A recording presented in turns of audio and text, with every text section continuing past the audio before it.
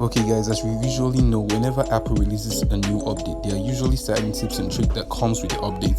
So the first one I want to talk about is how to select multiple photos or images and then send them in a message or in an email, or even save them to your notes on your phone. So the first thing you have to do is open your Photos app.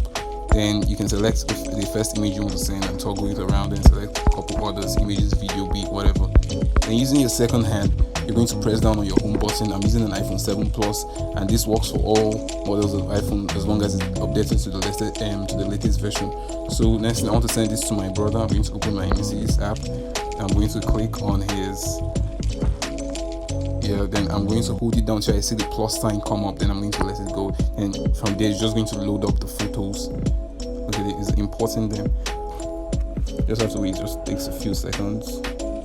Okay, when it's ready, you can go ahead to review whatever you want to send, or you can just hit the send button. It's as simple as that. Okay, now this also works whenever you want to save multiple images from your browser. So what I'm going to do now is I'm going to open my Safari browser.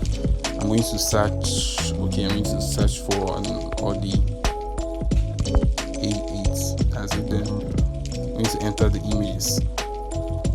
And what you have to do is just follow the same process. Hold down an image you want to send, toggle it around, then select others using your other finger, and go to your home button. Then if you want to save this to your Notes app, go directly to the Notes app and drag and drop it here. You see the thing comes up +4. Then all the images are here.